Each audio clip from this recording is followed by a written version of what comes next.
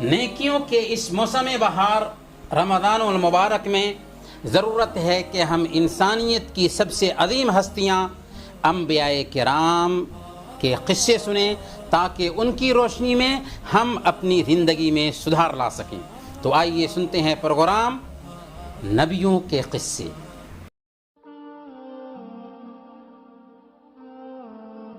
الحمد للہ رب العالمین والصلاة والسلام علی قائد الغر المحجلین نبینا محمد وعلی آلہ وصحبہ اجمعین۔ محترم ناظرین، السلام علیکم ورحمۃ اللہ وبرکاتہ۔ پروگرام نبیوں کے قصے میں آپ سب کا استقبال ہے۔ پچھلے ایپیسوڈ میں ہم نے ابراہیم علیہ السلام کی دعوتی زندگی کے بارے میں بات کی تھی کہ کیسے انہوں نے اپنے باپ کو اور اپنی قوم کو دعوت دی، کیسے آگ میں ڈالے گئے اور پھر اس سے بسلامت نکلے، اور کیسے مصر کے ظالم بادشاہ نے حضرت سارہ علیہ السلام کی عزت پر حملہ کرنا چاہا، لیکن اللہ تعالیٰ نے بادشاہ کو ذلیل اور رسوا کیا، اور ہاجرہ سارہ علیہ السلام کی خدمت کے لیے ان کے ساتھ آ گئیں۔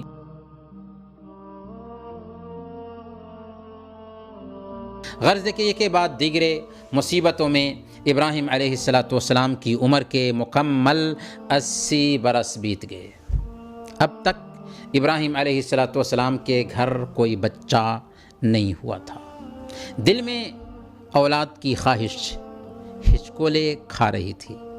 چنانچہ حضرت سارہ علیہ السلام کی طلب پر ابراہیم علیہ السلام نے ہاجرہ علیہ السلام سے شادی کر لی، اور اللہ رب العالمین سے نہایت عاجزی کے ساتھ دعا کی، رب حب لی من الصالحین، اے میرے پروردگار مجھے نیک اولاد عطا فرما۔ چنانچہ دعا قبول ہوتی ہے، دل سے جو بات نکلتی ہے اثر رکھتی ہے، پر نہیں طاقت پرواز مگر رکھتی ہے، اور حضرت ہاجرہ علیہ السلام کے بطن سے حضرت اسماعیل علیہ السلام پیدا ہوئے۔ بڑھاپے کی عمر میں بچہ کو پا کر ابراہیم علیہ السلام کے دل میں خوشی کی لہریں دوڑنے لگیں، لیکن دوسری طرف رب حکیم کی طرف سے آزمائشوں کا سلسلہ شروع ہوا۔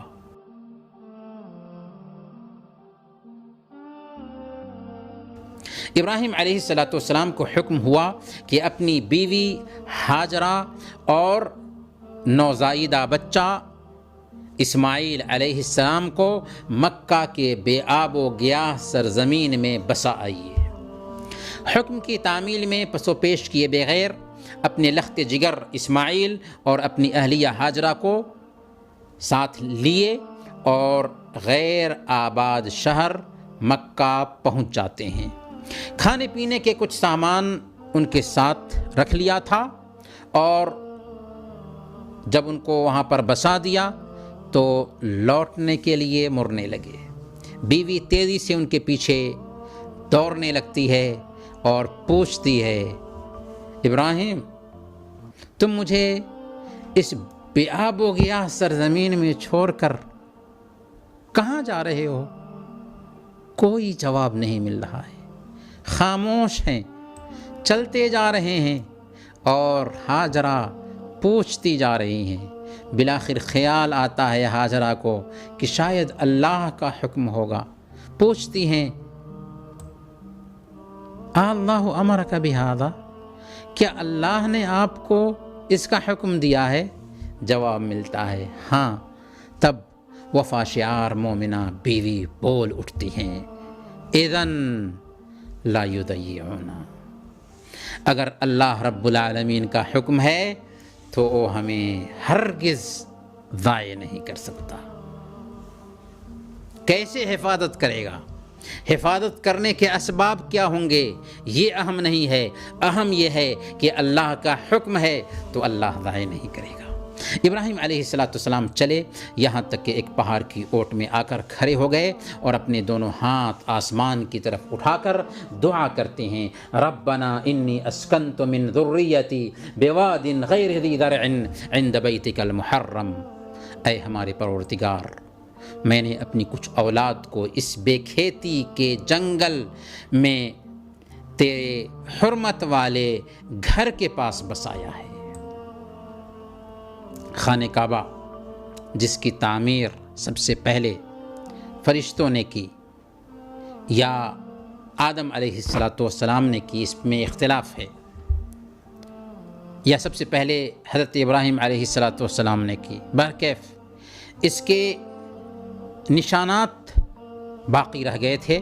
اللہ کی چاہت یہ ہوئی کہ یہ وادی دوبارہ آباد ہو، خانہ کعبہ کی تعمیر عمل میں آئے اور اسے لوگ قبلہ بنا سکیں۔ غرض کہ ابراہیم علیہ السلام لوٹ چکے ہیں، حاجرہ علیہ السلام اپنے دودھ پیتے بچے کے ساتھ بیاب و گیاہ وادی میں بسی ہوئی ہیں۔ چند دنوں کے بعد کھانے پینے کا سامان ختم ہو جاتا ہے، ماں کا دودھ سوکھ چکا ہے، حاجرہ اور اسماعیل بے قرار ہیں، نہایت سخت اور سنگین صورتحال ہے۔ اسماعیل پیاس سے رو رہے ہیں، بلک رہے ہیں، تڑپ رہے ہیں، ماں پانی کی تلاش میں سرگرداں ہے۔ کبھی تیزی سے صفا پہاڑ پر چڑھتی ہیں کہ شاید کوئی کنواں، انسان یا قافلہ دکھائی دے، لیکن کچھ بھی نہیں دیکھتی۔ صفا سے اتر کر مروہ تک دوڑتی ہوئی جاتی ہیں، مروہ پر چڑھتی ہیں کہ شاید کوئی دکھائی دے، انسان، قافلہ یا کوئی چیز، لیکن کسی آدم ذات کا پتہ تک نہیں۔ لوٹ کر ننھے اسماعیل کے پاس آتی ہیں، بچہ سختی کے ساتھ تڑپ رہا ہوتا ہے، بے کلی کے عالم میں تیزی سے صفا کی طرف جاتی ہیں، پھر مروہ کی طرف دوڑتی ہیں، اس طرح آتے اور جاتے ہوئے 7 چکر کاٹ لیتی ہیں۔ حضرت حاجرہ علیہ السلام کی اسی یاد کو تازہ رکھنے کے لیے ہمیں حکم دیا گیا کہ حج اور عمرہ میں صفا اور مروہ کا چکر لگائیں۔ برکیف 7ویں بار حضرت حاجرہ علیہ السلام تھکی مادی، شکستہ بدن اپنے دودھ پیتے بچے کے بازو میں آ کر بیٹھ جاتی ہیں۔ لگاتار رونے اور پیاس کی سختی کی وجہ سے آواز بیٹھی جا رہی تھی۔ اچانک رحمت الہی جوش میں آتی ہے، جبریل علیہ السلام اپنے پر یا ایری سے زمین پر مارتے ہیں اور چشمہ ابل پڑتا ہے۔ یہ چشمہ کیا تھا؟ چاہے زمزم تھا۔ زمزم کا پانی جاری ہو جاتا ہے۔ اس طرح ماں اور بچے دونوں موت کے منہ سے نکل جاتے ہیں۔ یہی وہ زمزم ہے جو آج ہر مرض و غرض کے لیے کافی ہے۔ پھر جب اسماعیل علیہ السلام چلنا پھرنا سیکھ گئے، جب چلنے پھرنے لگے تو ابراہیم علیہ السلام کی دوسری آزمائش شروع ہوئی۔ خواب میں حکم دیا گیا کہ اپنے ننھے اسماعیل کو اللہ کے راستے میں قربان کر دیجیے۔ ذرا غور کیجیے، کتنی تمناؤں کے بعد بچہ ملا تھا۔ بڑھاپے کی لاٹھی ہے، آنکھوں کی ٹھنڈک اور جگر کا ٹکڑا ہے، لیکن حکم ہے اللہ کا۔ اپنے نور نظر کے پاس آتے ہیں، اپنے بیٹے کے پاس آتے ہیں اور کہتے ہیں یا بنی انی ارا فی المنام انی اذبحک فانظر ماذا تری۔ میرے پیارے بچے، میں خواب میں اپنے آپ کو تجھے ذبح کرتے ہوئے دیکھ رہا ہوں، ذرا بتاؤ تیری کیا رائے ہے؟ فرما بردار بیٹا کہتا ہے یا ابت افعل ما تؤمر ستجدنی ان شاء اللہ من الصابرین۔ ابا جان، آپ وہی کچھ کیجئے جس کا آپ کو حکم دیا گیا ہے، آپ مجھے اس معاملے میں صبر کرنے والوں میں سے پائیں گے۔ پھر وہ وقت آتا ہے کہ مینا کی تاریخی زمین میں ابراہیم علیہ السلام اپنے ننھے اسماعیل کو چہرے کے بل لٹا چکے ہیں۔ ابراہیم علیہ السلام کا چاقو اسماعیل کی گردن پر برابر متحرک ہے، لیکن چھری کاٹ نہیں رہی ہے۔ فوراً اللہ کی پکار ہوتی ہے، وَنَادَيْنَاهُ أَن يَا إِبْرَاهِيمُ قد صدقت الرؤیا انا کذالک نجزی المحسنین، ہم نے آواز دی کہ اے ابراہیم یقیناً تو نے اپنے خواب کو سچ کر دکھایا، یقیناً ہم نیکی کرنے والوں کو اسی طرح بدلہ دیا کرتے ہیں۔ چنانچہ اللہ تعالیٰ نے اس کی جگہ ایک بڑا دمبا اتارا جسے ابراہیم علیہ السلام نے قربان کیا۔ یہی وہ ابراہیمی سنت ہے جسے ہر سال لاکھوں کی تعداد میں انسان جانور کی شکل میں پیش کیا کرتے ہیں۔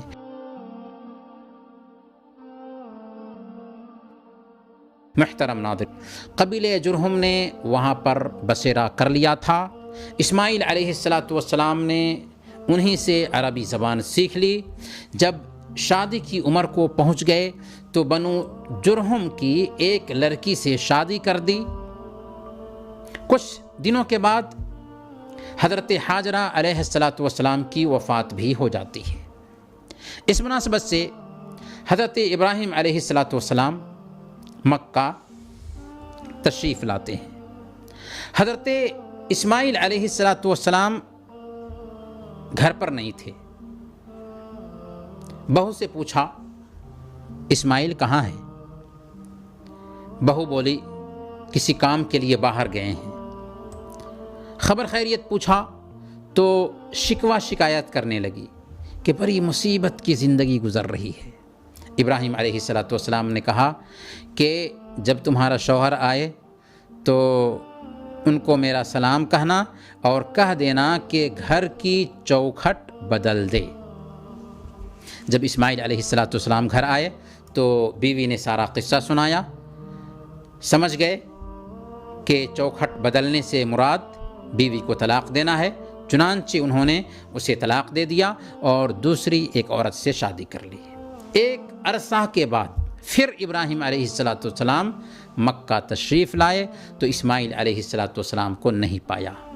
بہو سے خبر خیریت دریافت کی تو اس نے کہا کہ ہم ہنسی خوشی کے ساتھ رہ رہے ہیں۔ ابراہیم علیہ السلام نے پوچھا کہ اسماعیل کو میرا سلام پہنچانا اور کہنا کہ گھر کی چوکھٹ قائم رکھیں۔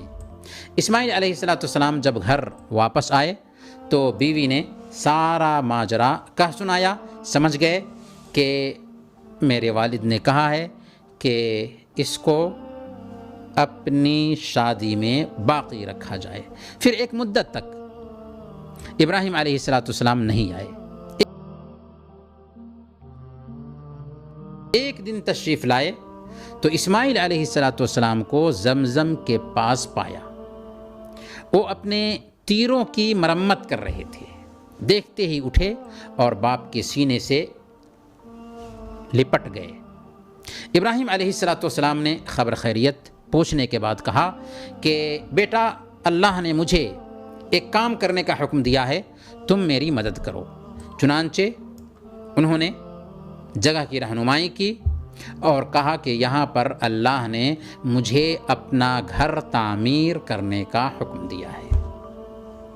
چنانچہ حضرت ابراہیم اور حضرت اسماعیل علیہ السلام دونوں نے مل کر اللہ تعالیٰ کی ہدایت کے مطابق خانہ کعبہ کی تعمیر کی، اور پھر اللہ کا حکم ملا کہ وَأَذِّن فِي النَّاسِ بِالْحَجِّ يَأْتُوكَ رِجَالًا وَعَلَى كُلِّ ضَامِرٍ يَأْتِينَ مِنْ كُلِّ فَجٍّ عَمِيقٍ، اور لوگوں میں حج کے لیے پکار لگا دیجئے کہ آپ کے پاس پیدل اور دبلے پتلے اونٹوں پر سوار ہو کر ہر دور کی جگہ سے آئیں، یعنی حج کرنے کے لیے آئیں، عمرہ کرنے کے لیے آئیں۔ چنانچہ وہ آواز جو جنگل میں ابراہیم علیہ السلام کے منہ سے نکلی تھی ہر نیک بندے کے کانوں تک پہنچی، اور آج تک اس کا اثر ہے کہ دنیا کے کونے کونے سے لوگ کھینچے ہوئے اس مرکز رشد و ہدایت کی طرف چلے آ رہے ہیں۔